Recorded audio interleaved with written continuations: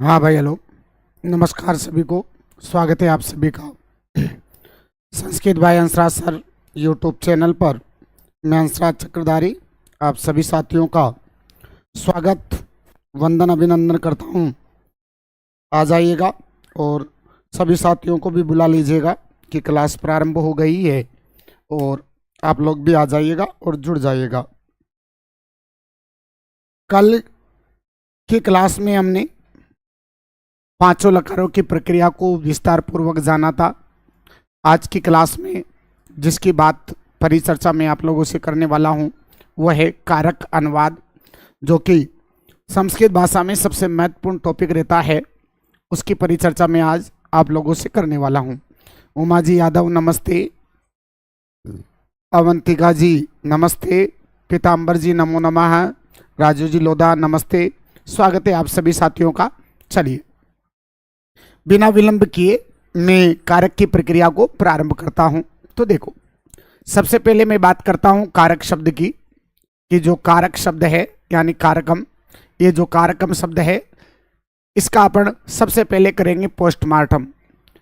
Sir marker change कर लो, कर लिया है, वो नाम लिखा था मैंने। सीताराम जी डिजिटल साहब डिजिटल स्टूडियो, प्रणाम साहब, स्वागत है आपका। राम भाई जी नमस्ते, प्रज्ञा जी राधे राधे, संगीता जी नमस्ते, घनश्याम जी गुजर नमो नमः। चलिए, वृंदावन वृंदावन है, वृंदावन जी पटेल नमो नमः, कुमार सिंह जी गुड इवनिंग, स्वागत है आप सभी साथियों का।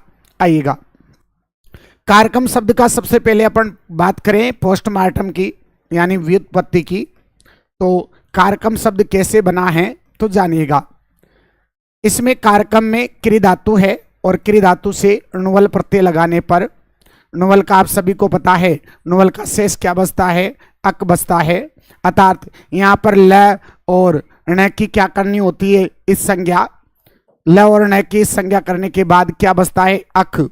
अक बचने पर णुवल प्रत्यय लगने पर धातु अजंत धातुओं में वृद्धि कार्य करना होता है। अर्थात रि के स्थान पर यहाँ पर क्या करना पड़ेगा, आर करना पड़ेगा। निर्बल भास्कर जी नमस्कार, आपको भी स्वागत है। पुष्पांजलि जी नमस्ते, राजू जी डामर गुड इवनिंग, सुरेंद्र यादव जी नमस्ते, स्वागत है आप सभी साथियों का। तो देखो, क्रि धातु में रि के स्थान पर क्या करोगे, आर आदेश, और णुवल का क्या बचेगा, अक। मिलाकर के लिखोगे तो क्या बनेगा, कारक। और ये जो कारक शब्द है णुवल प्रत्यय से बना हुआ है, इसलिए इसके रूप चलाएंगे तो क्या बनेगा, कारकः। स्त्रीलिंग में बनाएंगे तो क्या हो जाएगा, कारिका, और नपुंसकलिंग में बनाएंगे तो क्या हो जाएगा, कारकम। अर्थात जो कारक शब्द है वो तीनों लिंगों का है, क्योंकि ये णुवल प्रत्यय से बनने वाला शब्द है। और णुवल प्रत्यय से बनने वाले जितने भी शब्द होते हैं साथियों, वो सभी तीनों लिंगों के हुआ करते हैं। सर जी आपके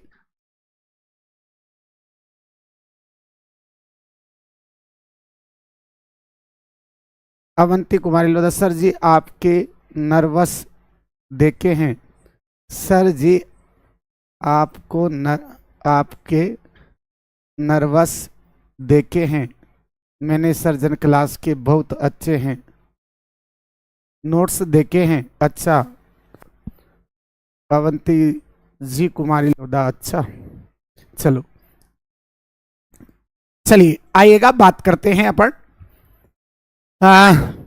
सबसे पहले अपन कारक की परिचर्चा करने वाले हैं, कारक की परिभाषा की और अपन चलने वाले हैं। अभी अपन ने क्या जाना है, कारक शब्द की व्युत्पत्ति जानी है। तो आपसे पूछे कि कारक शब्द में कौन सी धातु है, तो क्रि धातु है।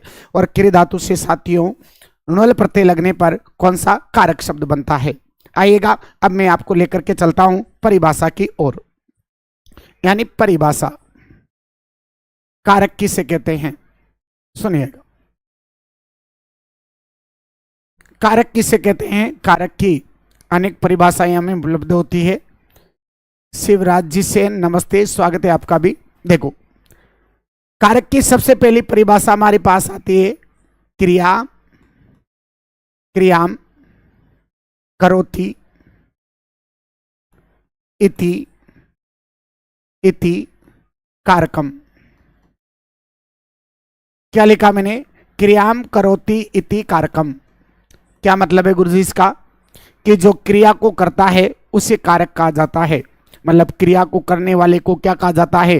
कारक कहा जाता है। और आप मित्रों इस परिभाषा को विशेष रूप से देखो तो आपको पता चलेगा ये जो परिभाषा है ये कारक की परिभाषा न हो करके ये सिर्फ कर्ता की परिभाषा बता रही है। इस परिभाषा के अनुसार तो सिर्फ एक ही कारक होगा, कौन होगा? कर्ता। क्योंकि ये कह रहा है क्रियाम करोति, जो क्रिया को करता है उसे ही क्या कहा जाता है? कारक कहा जाता है। अर्थात जो क्रिया को करने वाला, क्रिया को संपादन करने वाला जो है वही क्या कहलाता है? कारक कहलाता है। प्रियंका जी मीणा नमस्ते। प्रियंका जी मीणा नमस्ते सर। भुआ जी अच्छा अच्छा अच्छा। अमित चौबे जी गुड इवनिंग। सूरज जी बूंदी राम राम। स्वागत है बुआ जी साहब आपका भी। चलिए, क्रियाम करोति इति कारकम, जो क्रिया को करने वाला होता है उसे क्या कहते हैं? कारक के नाम से जानते हैं। कारक हुआ करता है। विनोद जी गुजर राम राम, स्वागत है आपका। चलो, पहली परिभाषा तो ये हमारे पास आई। दूसरी आती है क्रिया, क्रिया जनकत्वम, क्रिया जनकत्वम, क्रिया जनकत्वम इति इति इति कारकम। दूसरी परिभाषा हमारे पास आती है और क्या कहती है? कि क्रिया के जनक को कारक कहा जाता है।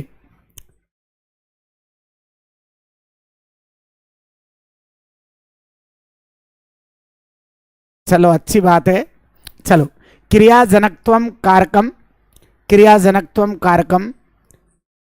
क्रिया के जनक को, अर्थात जो क्रिया का जनक होता है उसे कारक कहा जाता है। अर्थात ये भी एक तरह से देखा जाए तो कारक की ही, मतलब जो कर्ता कारक है उसी को ही कारक के रूप में स्वीकार करता है।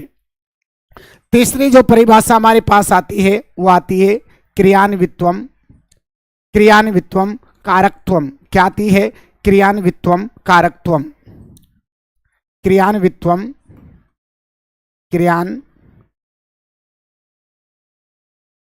क्रियान्वित्वम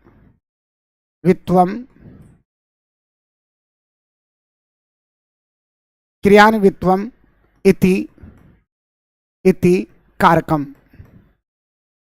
कारकम ये क्या कहती है? जिसका क्रिया के साथ अन्वय होता है, जिसका क्रिया के साथ अन्वित हो, मतलब जिसका क्रिया के साथ क्या हो? अन्वय हो। अन्वय का मतलब हुआ जुड़ाव हो। जिन शब्दों का क्रिया के साथ अन्वय होता है, जो शब्द क्रिया से प्रत्यक्ष रूप से जुड़े हुए होते हैं, वो सभी शब्द क्या माने जाते हैं? कारक माने जाते हैं। क्या माने जाते हैं? कारक। अर्थात हम कह दे जो तीसरी परिभाषा है, यही परिभाषा देखा जाए तो इन तीनों परिभाषाओं में से श्रेष्ठ परिभाषा हमें लगती है। और क्या कहती है? कि क्रियान्वित्वम इति कारकत्वम, कि जिन जिन शब्दों का क्रिया के साथ प्रत्यक्ष संबंध होता है वह सभी शब्द क्या माने जाते हैं? कारक माने जाते हैं। क्या माने जाते हैं? कारक माने जाते हैं। और वास्तव में भी जिन शब्दों का क्रिया के साथ प्रत्येक संबंध होता है, सीधा जुड़ाव होता है, वही शब्द क्या माने जाते हैं? कारक माने जाते हैं। जिन शब्दों का क्रिया के साथ सीधा जुड़ाव नहीं होता, सीधा संबंध नहीं होता, वो शब्द कारक के रूप में स्वीकार नहीं किए जाते हैं। अब ये जुड़ाव कैसे होता है, क्रिया के साथ कैसे संबंध होता है, आइएगा मैं आपको संबंध करके आपको दिखाता हूं। चलिए आइएगा, संबंध करके मैं आपको दिखाता हूं। जैसे कोई भी क्रिया में लेता हूं, यहां पर देखो क्रिया, क्या लेता हूं? क्रिया। कोई भी क्रिया में लेता हूं, जो जो शब्द क्रिया से जुड़े हुए होंगे वह शब्द, सभी शब्द क्या माने जाएंगे? कारक माने जाएंगे। जैसे मैं यहां लिखता हूं क्रिया, और यहां लिख दिया मैंने, क्रिया में लिखा ददाती। क्या लिखा मैंने? ददाती। अब ये ददाती क्या है? क्रिया है। इस ददाती क्रिया से जो जो शब्द सीधे सीधे जुड़े हुए होंगे वो शब्द क्या माने जाएंगे? कारक माने जाएंगे। और जिन शब्दों का इन क्रिया के साथ सीधा जुड़ाव नहीं होगा वो शब्द कारक नहीं माने जाएंगे। राजू जी, दिवाकर, गुना कब आओगे? वर्ग 2 का रूल बुक आ जाएगा जिसके बाद। चलिए अब सुनिएगा, आगे हम जब कारकों की प्रक्रिया को लेकर के चलेंगे, कारकों की परिचर्चा करेंगे, तब हम जानेंगे मित्रों। क्या जानेंगे? कि जो क्रिया को करता है उसे कारक कहते हैं। मतलब जैसे कोई भी क्रिया लिया मैंने, ये जैसे मैंने लिया पढ़ना, क्या लिया? पढ़ना। या मैंने लिया देना। बताओ ये क्रिया कब होगी? जब इन क्रियाओं को कोई करने वाला हो या नहीं करने वाला हो। जो क्रिया को करने नहीं करने में स्वतंत्र होता है उसे हम कर्ता के नाम से जानते हैं। अर्थात क्रिया तभी होती है जब कोई करने वाला हो। जैसे पढ़ना है, देना है, ये क्रिया कब होगी? जब कोई करने वाला हो, यानी कोई पढ़ने वाला हो, कोई देने वाला हो। अब जो भी पढ़ेगा ना तो पढ़ने की क्रिया उसमें होगी, तो पढ़ने की क्रिया का क्या कहलाएगा? कर्ता कहलाएगा। अर्थात ये देने की क्रिया तभी होगी जब कोई देने वाला हो। जैसे मैंने कहा राजा देता है, क्या कहा मैंने? राजा देता है। जैसे मैंने लिखा नृपः, नृप का मतलब क्या हुआ? राजा। राजा देता है। अब ये देने की क्रिया से, यानी देने की क्रिया तभी होगी जब ये राजा कोई दे, मतलब देने का काम कर रहा है, इसलिए ये देने की क्रिया से सीधा जुड़ा हुआ है, इसलिए इसे क्या कहेंगे? कारक माना जाएगा। क्योंकि देने की क्रिया कभी होगी? जब कोई देने वाला हो, और देने का काम कौन कर रहा है? राजा कर रहा है। तो राजा देने की क्रिया से प्रत्यक्ष जुड़ा हुआ है, सीधा जुड़ा हुआ है, इसलिए इसे क्या माना जाएगा? कारक माना जाएगा। और जो क्रिया को करने नहीं करने में स्वतंत्र हुआ करेगा उसे हम किस नाम से जानेंगे? कर्ता। अर्थात देने की क्रिया में राजा सीधा जुड़ा हुआ है, इसलिए देने की क्रिया कर रहा है, इसलिए राजा को हम क्या कहेंगे? कर्ता। क्या कहेंगे? कर्ता। तो कर्ता एक तरह से क्या माना जाएगा? कारक माना जाएगा, क्योंकि ये क्रिया से प्रत्यक्ष रूप से जुड़ा हुआ है, सीधा जुड़ा हुआ है, इसलिए क्या है? कारक है।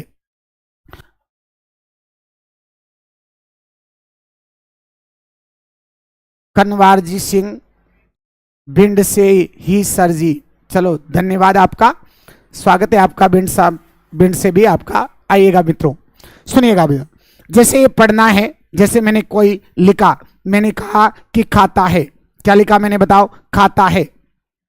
खादती, खाता है। जैसे मैंने लिखा ददाती, देता है। अब बताओ देने का काम, जैसे मैंने कह दिया राजा खाता है, तो खाने का काम कौन कर रहा है? राजा कर रहा है। देता है, कौन देता है? राजा देता है। तो ये दोनों क्रियाओं से, मतलब करने वाला कौन है? राजा। तो राजा इनका क्या कहलाएगा? कर्ता कहलाएगा। क्या कहलाएगा? कर्ता कहलाएगा। अब लेकिन ये क्रियाएं कब? जैसे खाना है, खाने वाला भी है, लेकिन खाएगा कब? जब खाने की कोई वस्तु हो। और खाएगा किसे? जिसे वो सर्वाधिक चाहेगा। जैसे यूं समझो ये राजा है, ये राजा है, खाने के लिए फल के ठेले पर गया, तो वहां पर बहुत सारे फल रखे हुए हैं, केले से ऊपर अंगूर इत्यादि, लेकिन उनमें से किसे खाएगा? जिसे ये सर्वाधिक पसंद करेगा, सर्वाधिक चाहेगा, उसे ही ये खाने का काम करेगा। और खाने की क्रिया में खाएगा तभी, यानी राजा है तो देने का काम करेगा, यानी देगा कब? जब देने की कोई वस्तु हो। अर्थात जिस वस्तु को देगा तो वो देने की क्रिया से जुड़ी हुई होगी, और जुड़ी हुई होगी जिसे देगा किसे? जिसे वो सर्वाधिक चाहेगा, और सर्वाधिक चाहेगा वो क्या कहलाएगा? कर्म कहलाएगा। मतलब कर्ता अपने क्रिया के द्वारा जिसे सर्वाधिक चाहता है उसे क्या कहते हैं? कर्म कहते हैं। क्या कहते हैं? कर्म। जैसे मैंने कहा राजा देता है, किसको देता है? गाम को। गाम का मतलब क्या होता है? गाय को देता है। राजा किसे दे रहा है? गाय को दे रहा है। तो ये गाय भी किससे जुड़ा हुआ है? देने की क्रिया से जुड़ा हुआ है, इसलिए भी क्या माना जाएगा? कारक माना जाएगा। क्या माना जाएगा? कारक माना जाएगा। और देने की क्रिया में सर्वाधिक किसे का चाह गया? गाय को, इसलिए क्या माना जाएगा? कर्म कारक माना जाएगा। क्या माना जाएगा? कर्म कारक। क्या माना जाएगा साथियों? ये कर्म कारक माना जाएगा। अर्थात कर्म भी क्रिया से सीधा जुड़ा हुआ होता है, इसलिए इसे भी क्या माना जाता है? कारक माना जाता है। अब सुनो इधर, देने की क्रिया भी है, देने वाला भी है, देने की वस्तु भी है, लेकिन देगा किससे? जब देने का उसके पास कोई साधन हो, उसके पास देने का कोई साधन हो। जैसे मैंने कहा ना खाता है, या फिर मैंने लिखा, जैसे देखो मैंने लिखा देखता है, क्या लिखा बताओ? देखता है। बताओ देखने की क्रिया कब होगी? जब कोई देखने वाला हो। जैसे मैंने कहा राम देखता है, राम देखता है। बताओ अब देखेगा किसे? राम जिसे सर्वाधिक चाहेगा उसे देखेगा। जैसे मैंने कहा राम सीता को देखता है, किसको देखता है? सीता को। तो फिर देखने की क्रिया में राम ने सर्वाधिक किसे चाहा? सीता को चाहा, तो सीता क्या हुआ? कर्म हुआ। लेकिन ये सीता को राम कब देखेगा? जब देखने का उसके पास कोई साधन हो। साधन का मतलब देखने का कोई भी मतलब उसके पास माध्यम होगा या साधन होगा, उसी से उस सीता को देख पाएगा। अब देखने की क्रिया में सहायता कौन कर रही है? आंखें कर रही है। मतलब सीता को तभी देख पाएंगे राम जी जब राम जी के पास क्या हो? आंखें हो। तो आंखें किसका काम कर रही है? साधन का काम कर रही है। अर्थात इस देखने की क्रिया को संपन्न करने में आंखें क्या किसका रोल निभा रही है? साधन का रोल निभा रही है। इसलिए जो आंखें हैं, आंखें भी देखने की क्रिया से सीधा जुड़ा हुआ है। जैसे ये देने की क्रिया है, देने वाला कौन है? राजा। देने की वस्तु कौन है? गाय। लेकिन देगा कब? देगा कब राजा? जब हाथों से छोड़ करके देगा। तो फिर किससे दे रहा है? हस्ताभ्याम। अस्ताभ्याम। अस्ताभ्याम का मतलब क्या हुआ? राजा हाथों से देता है। अर्थात देने की क्रिया में हाथ भी सीधे सीधे जुड़े हुए हैं, इसलिए इनको भी क्या माना जाएगा? कारक माना जाएगा। क्या माना जाएगा साथियों? इसे भी कारक माना जाएगा। यानी हाथों को भी क्या माना जाएगा? कारक माना जाएगा, क्योंकि ये भी देने की क्रिया से सीधे सीधे जुड़े हुए हैं। अस्ताभ्याम हाथों से देता है। किससे देता है? हाथों से। तो ये भी क्या माना जाएगा? कारक। और जो क्रिया में सहायता करेगा उसे हम किस नाम से जानेंगे? गुरुजी उसे हम करण के नाम से जानेंगे। किस नाम से जानेंगे? करण के नाम से। अर्थात करण भी क्या माना जाएगा? कारक माना जाएगा, क्योंकि ये भी क्रिया के साथ कैसा है? सीधा जुड़ा हुआ है। सीधा जुड़ा हुआ है। और जो जो शब्द क्रिया के साथ सीधे प्रत्यक्ष रूप से जुड़े हुए होंगे वही क्या माने जाएंगे? कारक माने जाएंगे। अब आगे सुनो। जैसे किससे किससे देख रहा है राम? आंखों से देख रहा है। किससे देख रहा है? आंखों से। तो आंखें क्या हुई? यहाँ साधन का काम कर रही है। और देखने की क्रिया तभी संपन्न हो सकती है जब आंखें हो। अर्थात देखने की क्रिया में आंखें सीधी सीधी जुड़ी हुई है, इसलिए आंखों को भी क्या माना जाएगा मित्रों? कारक माना जाएगा। टावरों क्या माना जाएगा? कारक। तो यहाँ हाथ देने की क्रिया में क्या है? सीधे जुड़े हुए हैं, इसलिए इनको क्या माना जाएगा? कारक माना जाएगा साथियों। अब आगे सुनो। देने की क्रिया भी है, देने वाला भी है, देने की वस्तु भी है, देने का साधन भी है। लेकिन देगा कब? जब कोई लेने वाला हो।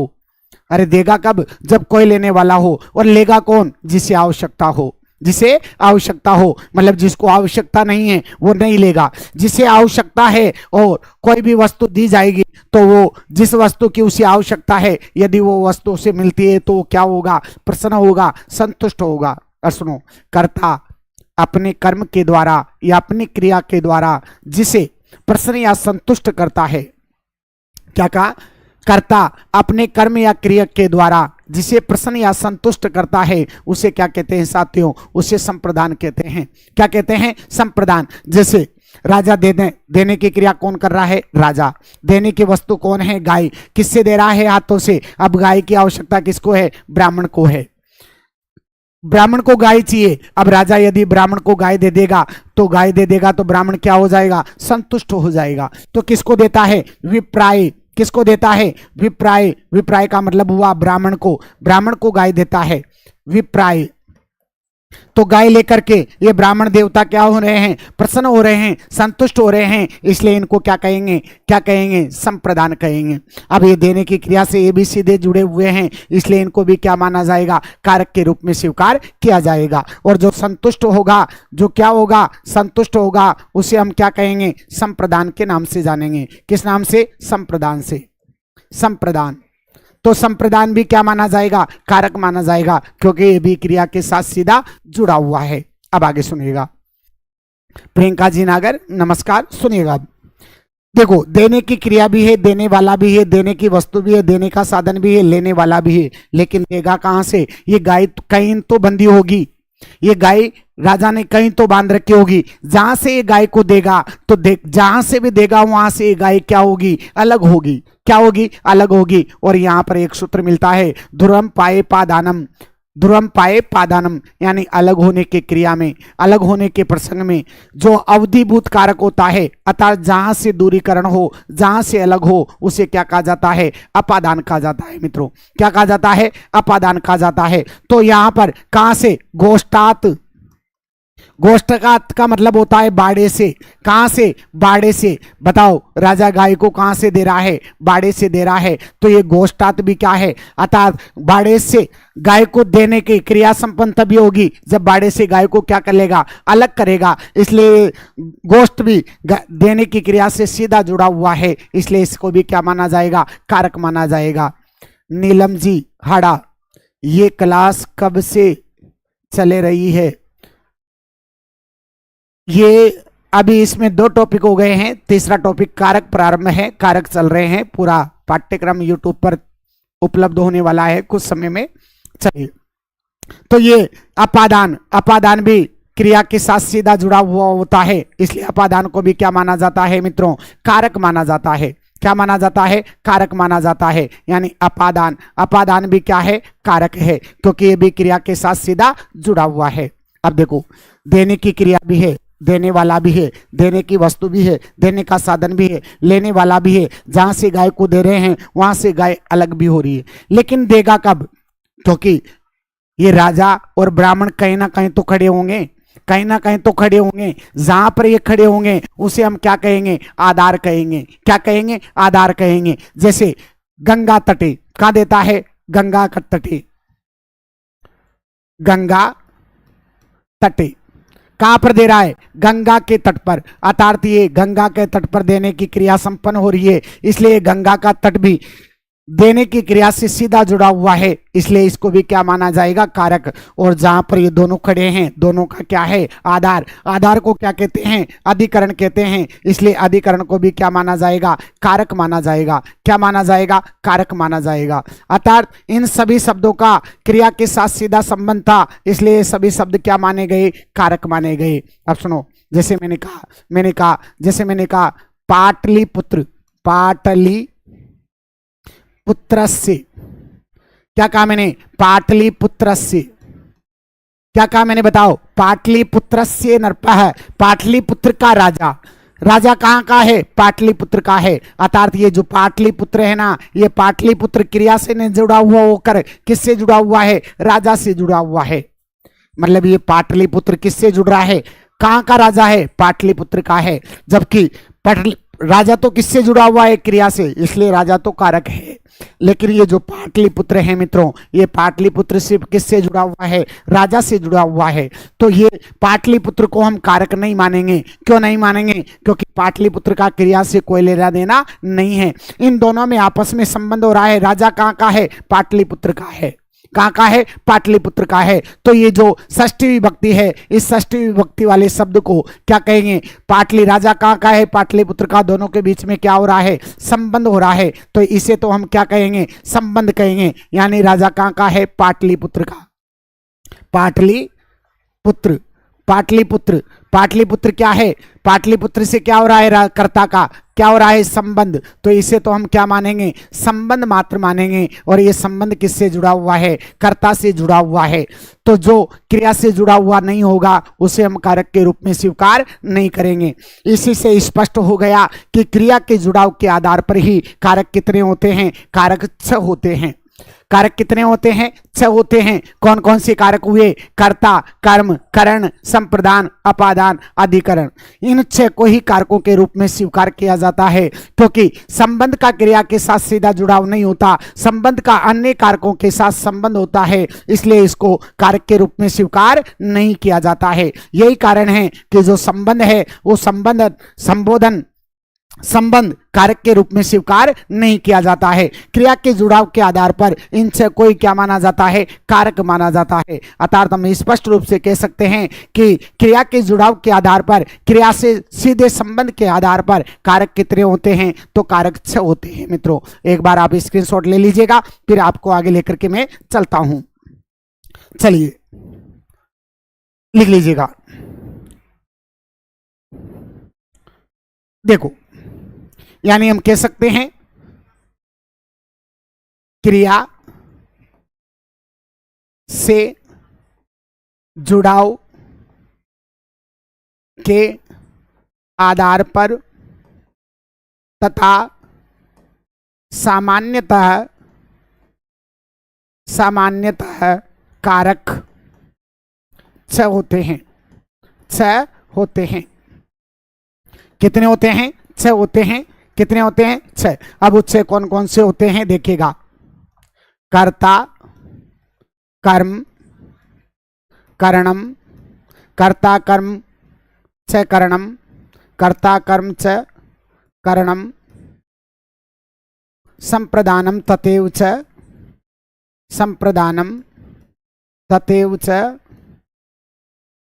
तथैव च अपादानाधिकरणम, अपादाना, अपादाना, अपादानाधिकरणम, अपादानाधिकरणम इत्याहु, इत्याहु, इत्याहु कारकाणि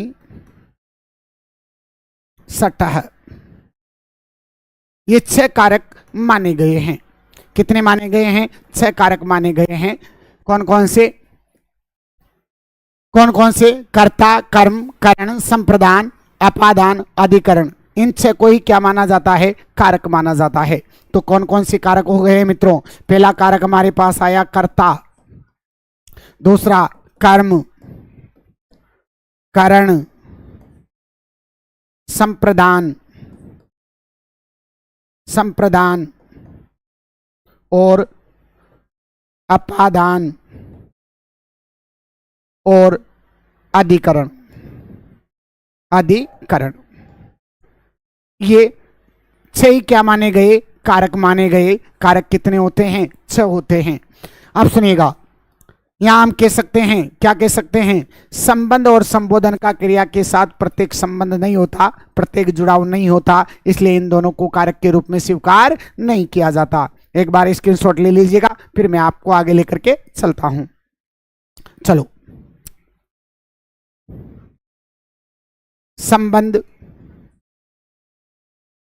व संबोधन का, संबोधन का क्रिया के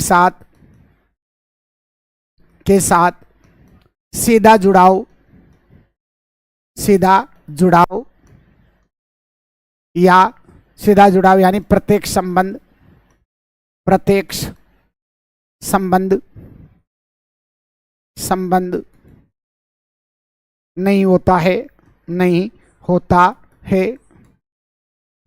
अतः इन दोनों को, दोनों को कारक नहीं माना जाता, नहीं माना जाता। अतः इन दोनों को कारक नहीं माना जाता है। अतः इन दोनों को कारक के रूप में स्वीकार नहीं किया जाता है। किन किन को? संबंध और संबोधन को। ले लीजिएगा एक बार स्क्रीनशॉट, आगे लेकर के मैं आपको चलता हूं, आगे मैं आपसे बात करता हूं। अब एक बात और मैं आपसे बात करूंगा, यहां पर एक छोटी सी बात और करूंगा कि अष्टाध्यायी में जो इनका क्रम है ना, वो क्या रहता है? 543, 721 इनका क्रम रहता है। 543, 721 इनका क्या रहता है? क्रम रहता है। यानी आपसे पूछा जाए सबसे बलवान कारक कौन सा है, तो पहले कारक की अपेक्षा बाद वाला कारक बलवान होता है। तो सबसे जोरदार जो बलवान कारक है वो कर्ता को स्वीकार किया जाता है, और सबसे जो निर्बल कारक हुआ करता है वो अपादान कारक हुआ करता है। एक बात और याद रखना है, विभक्तियां 7 होती हैं, विभक्तियां 7 होती हैं, 7 होती हैं। कारक तो कितने होते हैं? कारक तो 6 होते हैं, जबकि विभक्तियां कितनी होती है? तो विभक्तियां 7 होती हैं मेरे लल्लन टोपो। विभक्तियां कितनी होती है? तो विभक्तियां आपको कितनी बतानी है? विभक्तियां 7 होती है, जबकि कारक कितने होते हैं? कारक 6 होते हैं। कारक कितने होते हैं? कारक तो 6 होते हैं, जबकि विभक्तियां कितनी होती है? विभक्तियां 7 होती हैं। आप सभी जानते हो, प्रथमा, द्वितीया, तृतीया, चतुर्थी, पंचमी, षष्ठी, सप्तमी, ये 7 विभक्तियां होती है। लिख भी देता हूं मैं कौन कौन सी। प्रथमा, द्वितीया, तृतीया, चतुर्थी, पंचमी, षष्ठी, सप्तमी, ये 7 विभक्तियां होती है। कितनी होती है? 7 विभक्तियां होती है। हेमराज जी धन्यवाद आपका। चलो आओ आगे, देखो इधर। अब जो मैं आपको बात बताने जा रहा हूं, बड़ी महत्वपूर्ण बात बताने जा रहा हूं, उस बात को आपने अच्छे से समझ लिया तो समझ लीजिएगा आपके लिए कारक इजी हो जाएंगे। देखो, कारक 2 प्रकार के होते हैं, एक तो उक्त कारक होता है और एक अनुक्त कारक होता है। सुन लीजिएगा ध्यान से, कारक कितने प्रकार के होते हैं? 2 प्रकार के। कौन कौन से? एक तो होता है उक्त कारक और दूसरा होता है अनुक्त कारक। कौन कौन सा? एक तो उक्त कारक होता है और दूसरा कौन सा होता है? अनुक्त कारक होता है। बिल्कुल, क्या बात है हेमराज जी, बहुत अच्छे। 543 721, बहुत अच्छे शोभनम मित्र। चलो देखो इधर, देखो एक तो होता है उक्त कारक, उक्त कारक और अनुक्त कारक। दूसरा कौन सा होता है? अनुक्त कारक। उक्त कारक और अनुक्त कारक। अब पहले इन दोनों को आप अच्छे से समझ लो कि उक्त कारक क्या होता है, अनुक्त कारक क्या होता है। देखो, पहले मैं आपको बताता हूं उक्त कारक। उक्त कारक सुनो, अब जिस कारक के अनुसार क्रिया निर्धारित की जाती है, अर्थात जिस कारक के अनुसार क्रिया आती है उसे उक्त कारक कहा जाता है। क्या कहा मैंने? बताओ। जिस कारक के अनुसार क्रिया निर्धारित की जाती है, क्रिया आती है, उसे क्या कहा जाता है? उक्त कारक कहा जाता है। आकांक्षा जी जय श्री राम। एक बार पुनः सुन लीजिएगा, जिस कारक के अनुसार क्रिया का स्वरूप निर्धारित किया जाता है वो कारक क्या कहलाता है? उक्त कारक कहलाता है। और उक्त कारक में सदैव प्रथमा विभक्ति आती है। उक्त कारक को अभिहित कारक भी कहा जाता है, प्रदान कारक भी कहा जाता है। क्या कहा जाता है? प्रदान कारक भी कहा जाता है, अभिहित कारक भी कहा जाता है। और उक्त कारकों में सदैव सदैव सदैव प्रथमा विभक्ति आती है। जबकि जिन कारकों का क्रिया के ऊपर कोई प्रभाव नहीं पड़ता उन सभी कारकों को अनुक्त कारक कहा जाता है। अनुक्त कारकों को अनभिहित कारक या निष्क्रिय कारक भी कहा जाता है। क्या कहा जाता है? अनभिहित या निष्क्रिय कारक भी कहा जाता है। और अनुक्त कारकों में द्वितीय विभक्ति से लेकर सप्तमी तक की विभक्तियां आती है। कहां तक की? द्वितीय विभक्ति से लेकर सप्तमी तक की विभक्तियां यहां पर रखी जाती है। बिल्कुल, आइएगा यही बातें मैं आपको लिखाता हूं। यानी जिस कारक के अनुसार, जिस कारक के अनुसार, जिस कारक के अनुसार क्रिया का स्वरूप निर्धारित किया जाता है, निर्धारित किया जाता है, किया जाता है। जिस कारक के अनुसार क्रिया का स्वरूप निर्धारित किया जाता है, अर्थात क्रिया आती है, अर्थात क्रिया आती है, क्रिया आती है, आती है, उसे उक्त कारक कहा जाता है। उक्त कारक कहा जाता है, उसे उक्त कारक कहा जाता है। उक्त कारक को अभिहित, उक्त कारक को अभिहित, उक्त कारक को अभिहित, नाम याद रखना इनका, अभिहित कारक, अभिहित कारक, सक्रिय कारक,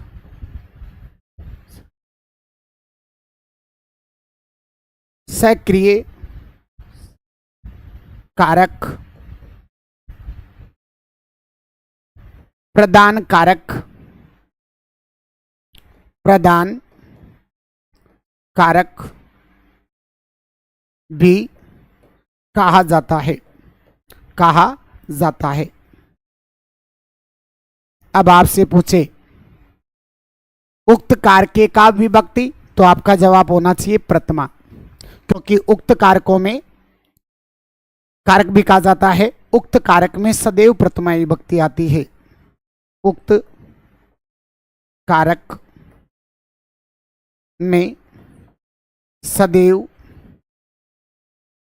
प्रथमा विभक्ति, उक्त कारक में सदैव प्रथमा विभक्ति आती है। उक्त कारकों में कौन सी विभक्ति आएगी? सदैव प्रथमा विभक्ति आएगी, चाहे उक्त कारक कोई सा भी हो।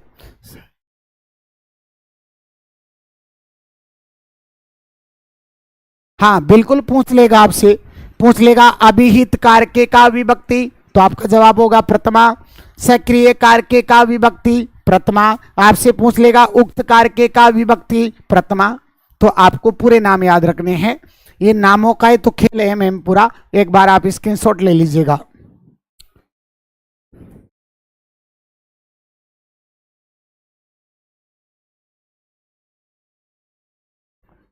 चलिए अब आगे लेकर के चलता हूं।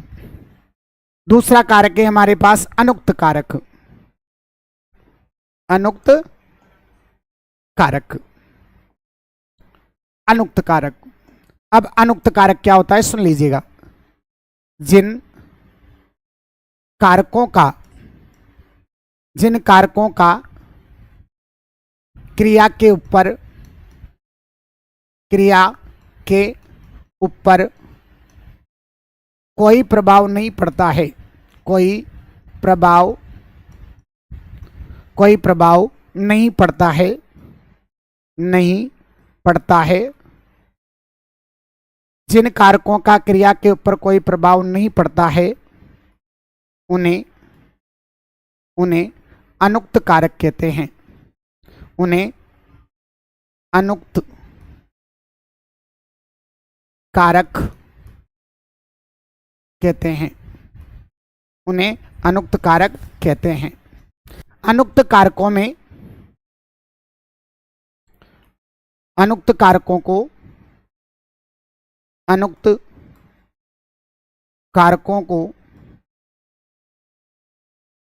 कारक को यूं लिखो, अनुक्त कारक को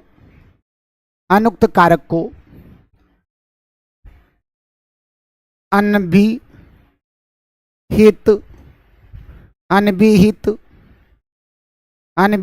कारक, निष्क्रिय कारक,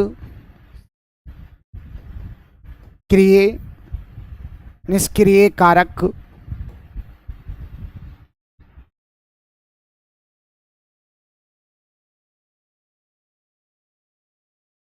निष्क्रिय कारक भी कहा जाता है, भी कहा जाता है। यानी अनुक्त कारकों को अनभिहित कारक या निष्क्रिय कारक के नाम से भी जाना जाता है। अनुक्त कारकों में द्वितीय विभक्ति से लेकर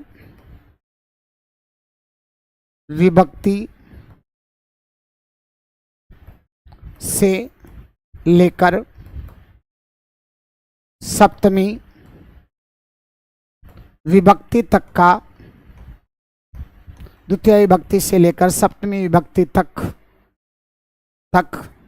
आती हैं। अनुक्त कारकों में द्वितीय विभक्ति से लेकर सप्तमी तक की विभक्तियां आती है। कर्ता के अनुसार क्रिया आती है तो उसे उक्त कर्ता कहते हैं। बिल्कुल, कर्म के अनुसार आएगी तो उसे उक्त कर्म कहेंगे, करण के अनुसार आएगी तो उसे उक्त करण कहेंगे, संप्रदान के अनुसार आएगी तो उसे संप्रदान, उक्त संप्रदान कहेंगे। उक्त कारक कोई सा भी हो, चाहे कर्ता हो, चाहे कर्म हो, चाहे करण हो, चाहे संप्रदान हो, चाहे अधिकरण हो, चाहे अपादान हो, यदि उक्त कारक है तो उक्त कारकों में सदैव कौन सी आएगी? प्रथमा विभक्ति। अनुक्त कारकों में ही द्वितीय विभक्ति से लेकर सप्तमी विभक्ति तक का प्रयोग किया जाता है। क्या पूछ रहे हैं? नीलम सर उक्त क्या होता है? बताया ना मैं, उक्त क्या होता है, अभी अभी मैंने आपको बताया है उक्त क्या होता है। नीलम जी देखो, जिस कारक के अनुसार क्रिया का स्वरूप निर्धारित होता है अर्थात क्रिया आती है, जिस कारक के अनुसार क्रिया आती है उसे क्या कहते हैं? उसे कहते हैं, क्या कहते हैं मैम? उसे उक्त कारक कहते हैं। जिस कारक के अनुसार क्रिया आएगी उसे हम क्या कहेंगे? उक्त कारक कहेंगे। शेष सभी कारक क्या कहलाएंगे? शेष सभी कारक अनुक्त कहलाएंगे। ठीक है, चलिए आओ इधर। अब मैं एक बार आपको बता देता हूं कि उक्त कारकों में सदैव प्रथमा आती है, अनुक्त कारकों में भिन्न भिन्न विभक्ति आती है, यानी कारक। देखो इधर एक बार, कारक, उक्त कारक, उक्त या अभिहित कारक, अभिहित कारक और अनुक्त कारक, अनुक्त या फिर अनभिहित, अनभिहित कारक। चलो इधर जगह नहीं बची तो थोड़ा इधर से लिखता हूं। कारक, उक्त कारक, उक्त या फिर अभिहित, अभिहित कारक और अनुक्त कारक, कारक। अनुक्त या अनुक्त को और क्या कहते हैं? अनभिहित या निष्क्रिय, अनभिहित कारक। सुनो इधर, अंकित मीणा नमो नमः, स्वागत है। सुनीता जी मस्ती, गुड इवनिंग। हेमराज जी, निष्क्रिय कारक अनभिहित कारक भी कहते हैं, बिल्कुल बहुत अच्छी। देखो इधर, जैसे कारकों का नाम मैं यहां लेकर के चल रहा हूं। जैसे कारक कितने होते हैं? 6। पहला होता है कर्ता, दूसरा होता है कर्म, तीसरा होता है करण, चौथा होता है संप्रदान। चौथा कौन सा होता है? संप्रदान। पांचवा कौन होता है? अपादान। और छठा कौन होता है? अधिकरण। क्योंकि कारक 6 ही होते हैं, संबंध और संबोधन को कारक नहीं माना जाता है। अब सुनो, आपसे पूछे कि बताओ उक्त कारक में कौन सी विभक्ति आएगी? प्रथमा, प्रथमा। अब सुनो इधर, आपसे पूछे कि उक्त कर्ता में कौन सी विभक्ति आती है, तो प्रथमा। सवाल क्या बनेगा? बनेगा उक्त कर्तरी, उक्त कर्तरी का विभक्ति, उक्त कर्तरी यानी उक्त कर्ता में कौन सी विभक्ति आती है, तो प्रथमा। फिर दूसरा क्या है? दूसरा कारक क्या है? कर्म। कर्म में भी कौन सी आएगी? प्रथमा। कौन से कर्म में? उक्त, उक्त कर्मणि का विभक्ति, तो फिर आपका जवाब होगा प्रथमा। पूछे उक्त करणे का विभक्ति, तो फिर आपका जवाब होगा क्या होगा? प्रथमा। पूछे उक्त संप्रदाने का विभक्ति, तो फिर आपका जवाब होगा प्रथमा। पूछे उक्त अपादाने का विभक्ति, तो आपका जवाब होगा प्रथमा। पूछे उक्त अधिकरणे का विभक्ति, तो फिर आपका जवाब होगा प्रथमा। यानी उक्त कारक कोई सा भी हो, उक्त कारक में तो सदैव कौन सी आएगी? प्रथमा। कर्ता कर्म च करणम संप्रदानम तथैव च अपादानम अधिकरणम इत्याहु कारकाणि सट्टः। लिखा चुका हूं पार्वती जी। सुनो इधर, यानी यहां पर उक्त कारक कोई सा भी हो, सभी उक्त कारकों में कौन सी आती है? प्रथमा विभक्ति आती है। अब सुनो, आपसे पूछे कि अनुक्त कर्तरी, क्या सवाल पूछेगा? अनुक्त कर्तरी, अनुक्त कर्ता में कौन सी विभक्ति आती है? अब एक राज की बात और बताता हूं, टावरो सुनो। एक वाक्य में उक्त कारक एक ही होता है। क्या कहा मैंने? बताओ वापस। एक वाक्य में उक्त कारक एक ही होता है, जबकि एक वाक्य में अनुक्त कारक अनेक हो सकते हैं। क्या कहा मैंने? एक वाक्य में उक्त कारक एक ही होता है, जबकि अनुक्त कारक अनेक हो सकता है। और उक्त कारक के अनुसार ही कौन आती है? क्रिया आती है। उक्त चाहे कर्ता हो, चाहे कर्म हो, चाहे संप्रदान हो, कोई सा भी कारक हो, यदि प्रथमा जिसमें है उसे ही हम क्या कहेंगे? उक्त कारक। और उसी के अनुसार क्या आएगी? क्रिया आएगी।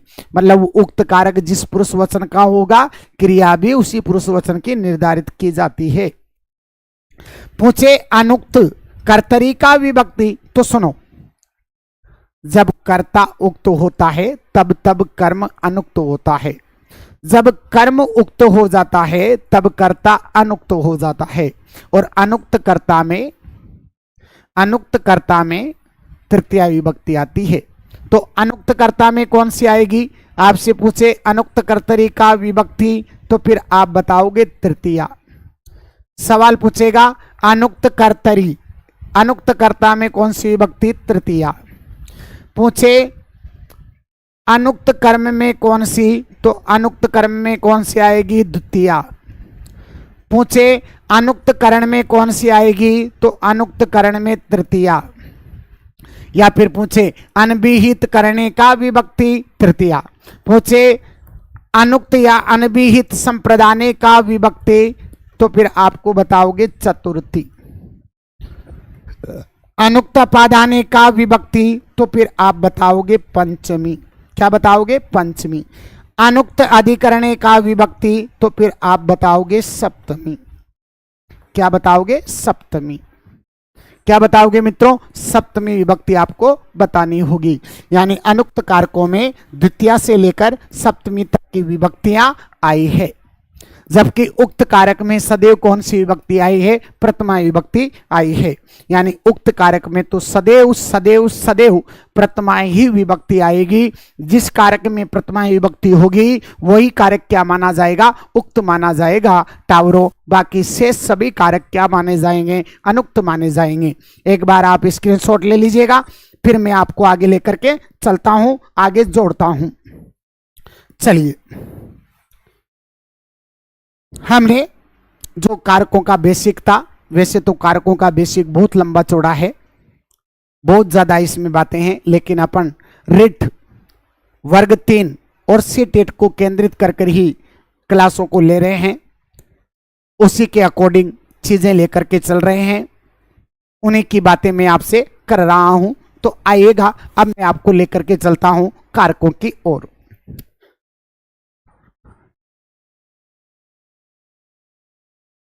टाबर, टावर नहीं टाबर, टाबर किसे कहते हैं रे? बोल रहे भैया, कोई ना कोई बोलो, टाबर किसे कहते हैं? टाबर किसे कहते हैं? अरे टाबर कहते हैं छोरा छोरी ना मोड़ा मोड़ी ना टाबर बोलो च, मोड़ा मोड़ी ना छोरा छोरी ना टावर बोलो च, टाबर बोलो च, काय बोलो च? टाबर बोलो च। ठीक है ना?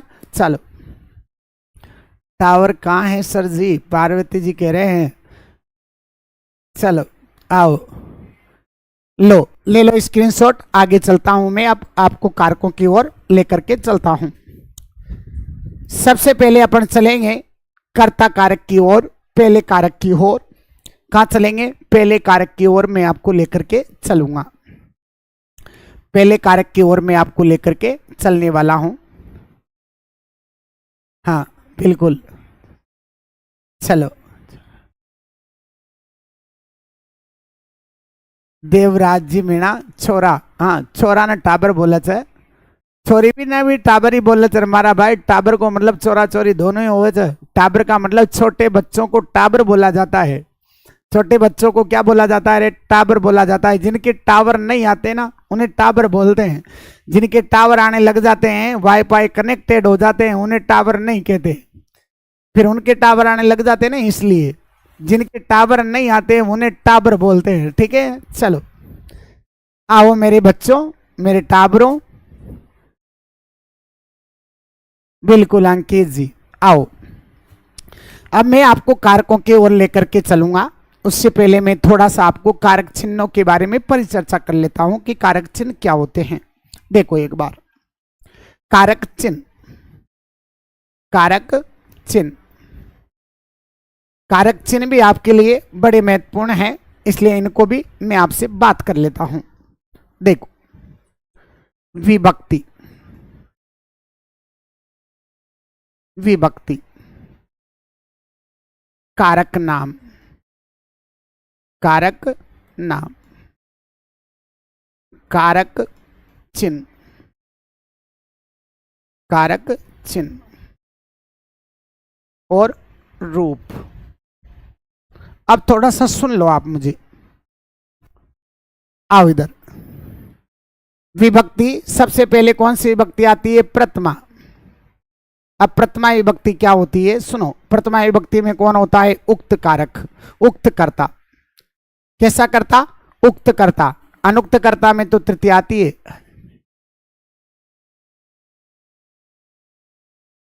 कोई बात नहीं, चलो रिकॉर्डेड देख लेना। प्रथमा विभक्ति यानी उक्त कर्ता में कौन सी होती है? प्रथमा। और उक्त कर्ता किसे कहते हैं? जो क्रिया को करने नहीं करने में स्वतंत्र हुआ करता है, उसे उक्त कर्ता कहते हैं, उक्त कर्ता कहते हैं। और उक्त कर्ता में कौन सी आती है? प्रथमा विभक्ति आती है। कौन सी आती है? प्रथमा विभक्ति। और इसका चिन्ह क्या होता है? ने। क्या होता है? ने। जैसे रूप की बात करूं, जैसे मैंने लिखा रामः, राम का अर्थ क्या होगा? राम या राम ने। जैसे मैंने लिखा सीता, सीता का अर्थ क्या होगा? सीता या सीता ने। जैसे मैंने लिखा सह, सह का अर्थ क्या होगा? वह या उसने। और जैसे मैंने लिखा अहम, अहम का अर्थ क्या होगा? मैं या मैंने, मैं या मैंने। क्या अर्थ होगा मित्रों? मैं या मैंने। क्या अर्थ होगा जाएगा यहाँ? मैं या मैंने। कर्ता ने कर्म को करण से संप्रदान के लिए। अरे वाह, क्या बात है पार्वती जी, स्वप्नम। दूसरा कारक होता है, क्या होता है? यानी द्वितीय विभक्ति। द्वितीय विभक्ति किसमें आती है? अनुक्त कर्म में। किसमें? अनुक्त कर्म में। और अनुक्त कर्म का चिन्ह क्या होता है? क्या होता है? को। यानी कर्म का चिन्ह होता है को। और कर्म किसे कहते हैं? कर्तो रीप्सिप्त तमम कर्मः। कर्ता अपनी क्रिया के द्वारा जिसे सर्वाधिक चाहता है उसे कर्म कहते हैं। या कर्ता की सर्वाधिक इष्टतम वस्तु क्या कहलाती है? कर्म कहलाती है। किसकी? कर्ता की सर्वाधिक इष्टतम वस्तु, सर्वाधिक चाह गई वस्तु क्या कहलाती है? कर्म कहलाती है। और ऐसे कर्म को क्या कहते हैं? अनुक्त कर्म कहते हैं। और अनुक्त कर्म में कौन सी आती है? द्वितीय विभक्ति। कर्म का चिन्ह क्या होता है? को। और यहां पर राम की द्वितीया लगाएंगे तो क्या हो जाएगी? रामम। रामम का अर्थ क्या हो जाएगा? राम को। सीता की द्वितीया लगाएंगे तो क्या हो जाएगा? सीताम, सीता को। स की द्वितीया लगाएंगे तो क्या हो जाएगी? तम, उसको। अहम की द्वितीया लगाएंगे तो क्या हो जाएगा? माम, मुझको। माम, मुझको। त्वाम, तुझको। फिर हमारे पास आएगी तृतीय विभक्ति। तृतीय विभक्ति। और तृतीय विभक्ति में जो कारक हुआ करता है उसे कहते हैं करण कारक। क्या कहते हैं? करण कारक। और करण कारक का चिन्ह क्या होता है? से या फिर होता है के द्वारा। से या फिर के द्वारा। सुनो इधर, साधक तमम करणम। सूत्र क्या होता है करण की परिभाषा का? साधक तमम करणम। अर्थात क्रिया की सिद्धि में जो सहायक होता है, जो उपकारक होता है, जो प्रकृष्ट होता है, जो साधन होता है, उस साधन को करण कहते हैं। उसे क्या कहते हैं? करण कहते हैं। और करण में कौन सी आती है? तृतीया। जैसे रामेण, रामेण का अर्थ क्या होगा? राम से या राम के द्वारा। सीतया, सीता से या सीता के द्वारा। तेन, उससे या उसके द्वारा। मया, मुझसे या मेरे द्वारा। मया, मुझसे या मेरे द्वारा। बहुत अच्छे। फिर हमारे पास चतुर्थी विभक्ति आती है। और चतुर्थी विभक्ति किस में आती है? अनुक्त संप्रदान में। किस में आती है? अनुक्त संप्रदान में। और संप्रदान किसे कहते हैं गुरुजी? संप्रदान किसे कहते हैं? तो आप सभी को पता है, कर्मणा यम भी प्रेति, कर्मणा यम भी प्रेति स संप्रदानम। कर्मणा यम भी प्रेति स संप्रदानम। या क्रियाया यम भी प्रेति स्वपि संप्रदानम। कर्ता अपने कर्म के द्वारा या क्रिया के द्वारा जिसे सर्वाधिक चाहता है, नहीं, कर्ता अपने कर्म या क्रिया के द्वारा जिसे प्रसन्न या संतुष्ट करता है उसे संप्रदान कहते हैं। उसे क्या कहते हैं? संप्रदान। उसे क्या कहते हैं? संप्रदान कहते हैं। और संप्रदान में, अनुक्त संप्रदान में कौन सी आती है? चतुर्थी विभक्ति आती है। तो यहाँ संप्रदान का चिन्ह क्या होता है? तो यहाँ को होता है। याद रखेगा मेरे लल्लन टोपों, मेरे टाबरों, को कर्म में भी आता है और को संप्रदान में भी आता है। लेकिन जब किसी को कोई वस्तु दी जाए, कर्म के द्वारा या क्रिया के द्वारा कोई प्रसन्न या संतुष्ट हो रहा हो और वहां को आ रहा हो, तो फिर वहां संप्रदान होगा। और वहां कौन सी लगाओगे? चतुर्थी विभक्ति लगाओगे। जैसे को या फिर आएगा के लिए। क्या आएगा? के लिए। को या के लिए। जैसे राम की चतुर्थी बढ़ाएंगे तो क्या बनेगी? रामाय, राम को या राम के लिए। सीताए, सीता को या सीता के लिए। तस्महि, उसको या उसके लिए। मह्यम, मुझको या मेरे लिए। मुझको या मेरे लिए। मुझको या मेरे लिए। फिर पंचमी विभक्ति किस में आती है गुरुजी? पंचमी आती है अनुक्त अपादान में है। किस में आती है? अनुक्त अपादान में। और अपादान किसे कहते हैं गुरुजी? अपादान के लिए सूत्र आता है ध्रुवम पाए पादानम। ध्रुवम का शाब्दिक अर्थ होता है अवधिभूत। अवधिभूत का मतलब होता है जहां से दूरीकरण हो, जहां से अलग हो। अपाय का मतलब होता है अलग होने वाला, अर्थात अलग होने की क्रिया में, अलग होने की क्रिया में जहां से दूरीकरण हो, जहां से अलग हो, उस अवधिभूत कारक की क्या होती है? अपादान संज्ञा। और अलग होने के प्रसंग में क्या आ जाए? क्या आ जाए गुरुजी? से आ जाए। ये से साधन का काम करेगा तो तृतीयाकरण होगा। और अलग होने का काम करेगा, किसका काम करेगा? अलग होने का काम करेगा। तो फिर वो क्या कहलाएगा? अपादान कहलाएगा। और अपादान में पंचमी आएगी। जैसे रामात, राम से। सीताया, सीता से। तस्मात, उससे। अहम माम मया मयम, मत, मुझसे। मत, मुझसे। फिर कारक तो नहीं होता, लेकिन षष्ठी विभक्ति तो आती है। कहाँ आती है गुरुजी? संबंध को दर्शाने के लिए षष्ठी विभक्ति का प्रयोग किया जाता है। अर्थात जहाँ स्व स्वामी भाव संबंध होता है वहां पर काकी के रारी रे चिन्हों में षष्ठी विभक्ति का प्रयोग किया जाता है। कहाँ किया जाता है? का, की, के, रा, री, रे। जैसे मैंने कहा रामस्य, रामस्य का अर्थ होगा राम का, राम की, राम के। सीताया, सीता का, सीता की, सीता के। तस्य, उसका, उसकी, उसके। मम, मेरा, मेरी, मेरे। ये मम जो है ना उसी के लिए आया रा, री, रे। मेरा, मेरी, मेरे। फिर सप्तमी विभक्ति हुआ करती है। सप्तमी, सप्तमी किसमें हुआ करती है? अनुक्त अधिकरण में। अनुक्त अधिकरण में। और अधिकरण में चिन्ह क्या होता है गुरुजी? में, पर, पे। आधारोधिकरणम, आधार को अधिकरण कहते हैं।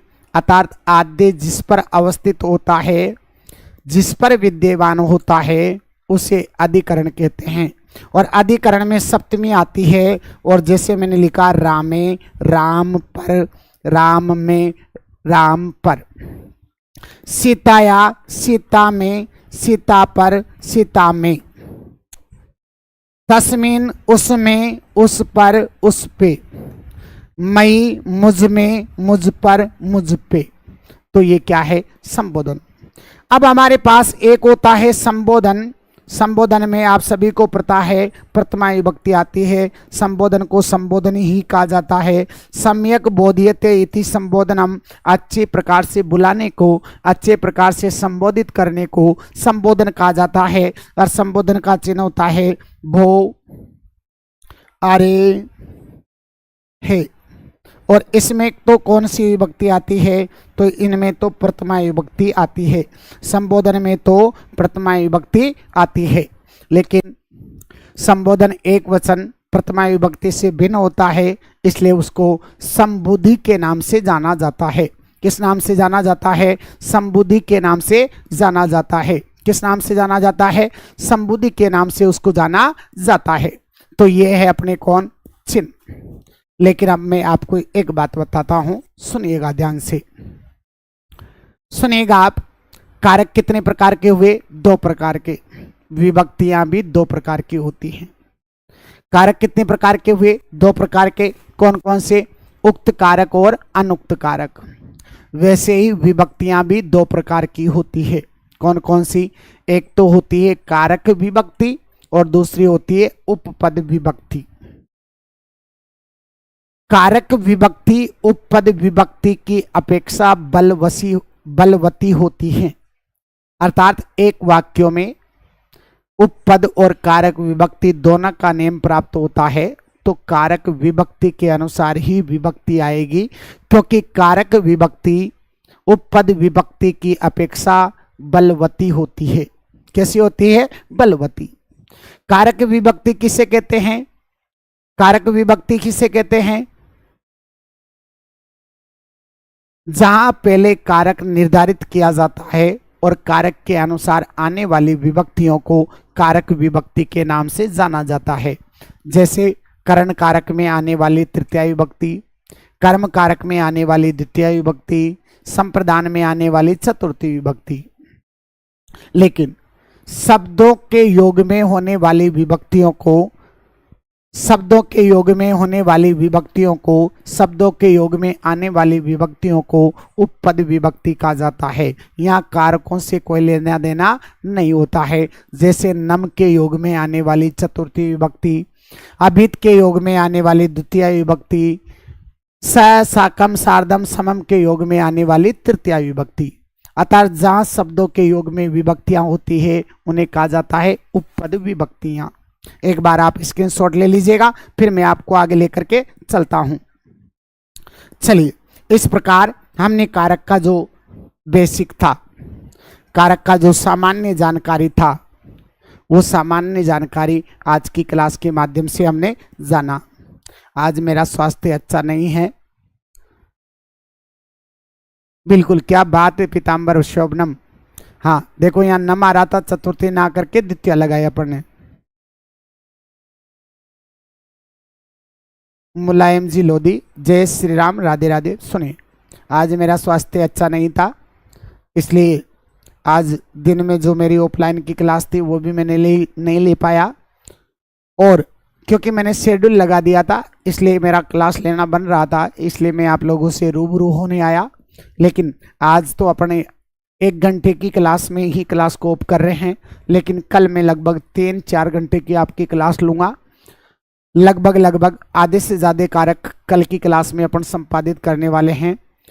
आप सभी मेरे से जुड़े, इसलिए आप सभी मित्रों का बहुत बहुत धन्यवाद। कल मिलते हैं 6:30 बजे, तब तक के लिए आप सभी को नमस्कार, धन्यवाद।